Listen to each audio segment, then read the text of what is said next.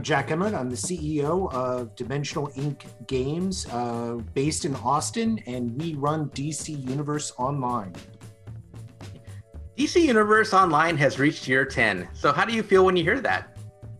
It's pretty amazing. It's a real accomplishment, seeing all the things that the game has been through and seeing how many people are playing today.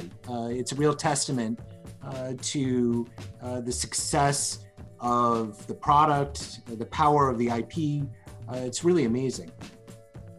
MMORPGs can be kind of volatile. We don't see a lot of them make it this far. So we especially don't see a lot of them make it as far as DCUO has, where they're celebrating 10 years. So what do you attribute its lasting success to? Well, I think it's a combination of things. One, there's simply no other experience like that. It's the only game where you can play in the DC universe as your own character. That has a lot of power and a lot of draw. And of course, superheroes have only grown bigger and bigger in the mainstream over the past decade. So I think that really provides a great deal of staying power. More amazing to me is that the game is coming off its biggest year to date. Now, do you feel that that has something to do with the pandemic, or with the game being available on more platforms, or the appeal of the DC license? Like, why do you feel 2020 was DCUO's biggest year yet? Well, I think there was a combination of factors. Certainly, there were more people at home playing. I'm sure that helped. Definitely, DC's brand is very strong with its movies coming out, like Harley Quinn, as well as the recent announcement with the Justice League Snyderverse. But then there's also the comic books and how well they've been doing there. But I'd also like to give a lot of credit to the team and to the players. The players, of course, make a great community, so it's something you want to come back to. And the development team for hearing the concerns of the community, looking at game data, and getting better and better at providing the sorts of things that players want to play. You've released 39 premium episodes in the past 10 years. What's been your favorite one so far? Well, I took over probably about 4 years ago. Actually, I did. I took over the studio 4 years ago. My personal favorite, 4.5.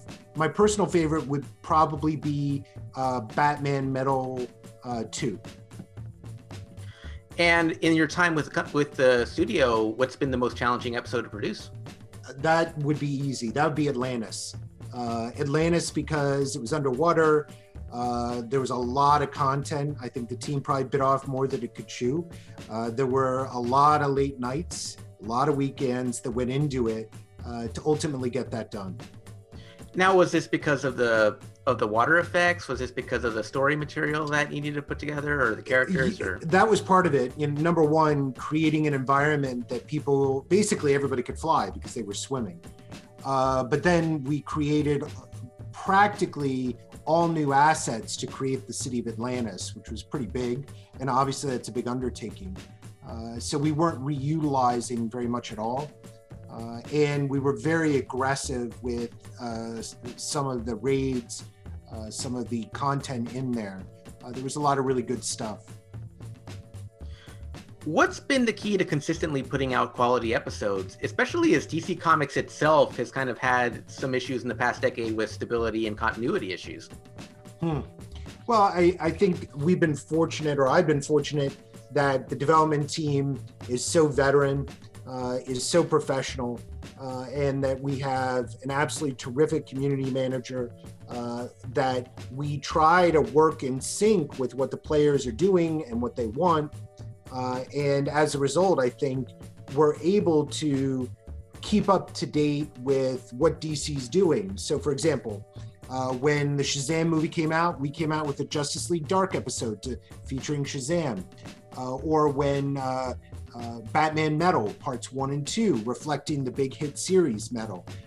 So working in conjunction with that really creates a DC universe that feels like the quote-unquote real thing. Having lasted as long as the game has, how is the team handling the challenge of making DCUO a friendly place for newcomers? Like, how do you make it? How do you make the game feel like friendly for somebody who may find 10 years worth of MMORPG lore intimidating? Well, that is always a challenge. Something we did shortly after I started was essentially all of our content updates are levelless until the next content update comes out. So that means that a new player can leap right in very quickly into whatever the latest content is, which is where all the experienced players are going to be, which is where we have all the latest tech, the best art, and so forth. And so I think that allows new players to jump in and find more of a community more quickly and enjoy even better, more modern content. Similar to that, how do you keep the longtime player engaged? Like, what's the key to keeping those players who have been around like 5-10 years? What's the key to keeping them coming back? Well, they always, a lot of times, the high-end players obviously enjoy raising their combat rating, their gear score. But I think a lot of it is new challenges, making sure that when we do the elite versions of our raids, that we're adding brand new game mechanics, like mind control, and to be a new challenge so that the highly organized guilds have something to work towards. There's still so much more that you can explore out of the DC universe, whether it be out of the comics, out of the movies, out of the TV shows. So what can players expect to see out of DCUO in 2021? I think we're going to look at balancing the mainstream DC initiatives with comic book lore. For example, last year, we put out Wonderverse, which is a take on Wonder Woman and various versions of her in the multiverse. And that was going to be timed at the same time as the Wonder Woman movie. Obviously, COVID got in the way. But we find that's very successful and a lot of fun for people. We'll probably be continuing that. And I also think we want to be focusing more on storylines and thinking more about storylines that connect our individual content updates together to form something much grander, so that people are really working towards something throughout the year to a big climax. Yeah, Jack, I want to talk about like 2 years ago, barely 2 years ago, a year ago, you introduced crossplay. 10 years ago, that would have been laughable, but it's become a reality. What were some of the challenges when implementing crossplay between the consoles and PC, not including Nintendo Switch, but consoles and PC? I think with the PlayStation and PC, currently they play together. And I believe that actually predates me. I could be wrong. But from a point of view of a challenge, we always had an advantage of having originally been a game that was associated with Sony in the first place, SOE, way back when. And I think that those connections really helped us, especially early on, to be able to do things. But in terms of a technical challenge, it really isn't that big of a deal. Honestly, it's working with the platform people, getting all the OKs, and getting that done.